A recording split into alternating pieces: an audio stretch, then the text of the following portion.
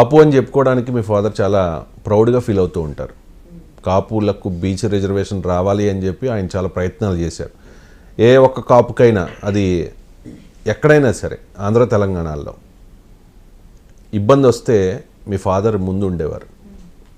అలాంటి ముద్రగడ పద్మనాభం గారు ఆ తర్వాత ముద్రగడ పద్మనాభరెడ్డిగా మారిపోయారు, పేరు మార్చేసుకున్నారు. మీకు ఏమనిపించింది అప్పుడు? చాలా బాధ అనిపించింది.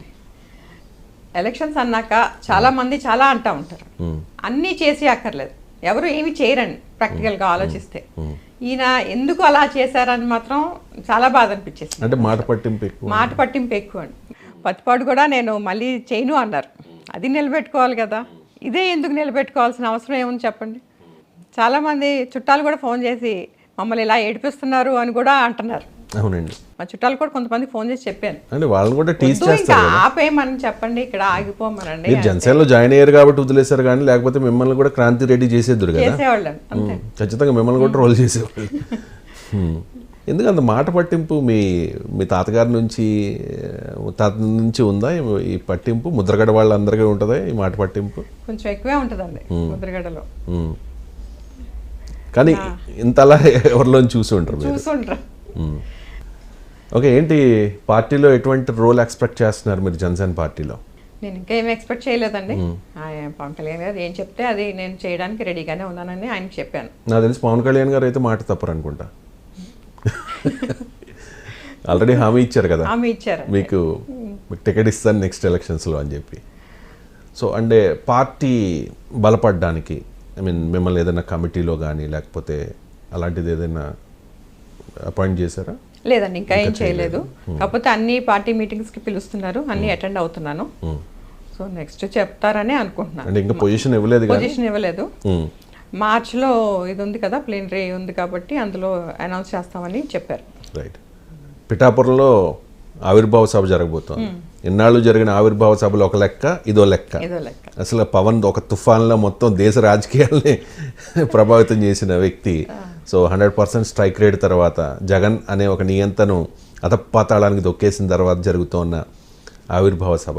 ఈ సభలో పవన్ కళ్యాణ్ గారు ఏదో కొత్తగా ఎన్నాళ్ళు చెప్పినట్టు కాకుండా పార్టీని ఏ రకంగా బలోపేతం చేయాలి, మనం ఏ రకంగా ఇంకా ప్రజలకు మంచి చేయాలి, ఈ టైప్ ఆఫ్ అంటే చాలా కీలకమైన అంశాలను ప్రస్తావిస్తారు, కీలకమైన తీర్మానాలు చేయబోతూ ఉన్నారు అన్నట్టుగా ప్రచారం జరుగుతోంది.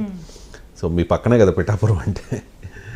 సో పిఠాపురంలో అంటే కిర్లంపూడి పక్కనే కదా, పిఠాపురం 20 minutes పక్కనే.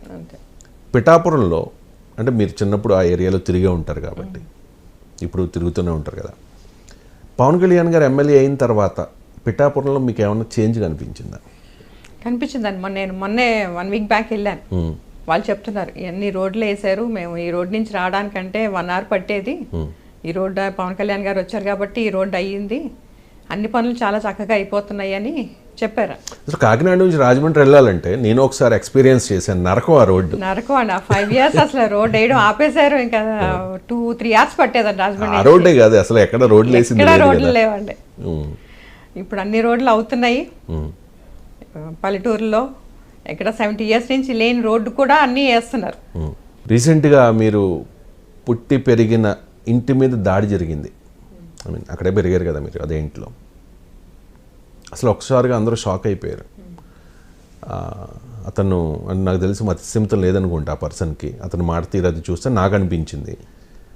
పార్టీ నుంచి కూడా చాలా క్లియర్గా స్టేట్మెంట్ వచ్చింది, జనసేన పార్టీకి ఎటువంటి సంబంధం లేదు అని చెప్పి. నిజంగా సంబంధం లేదా మీ పార్టీతో?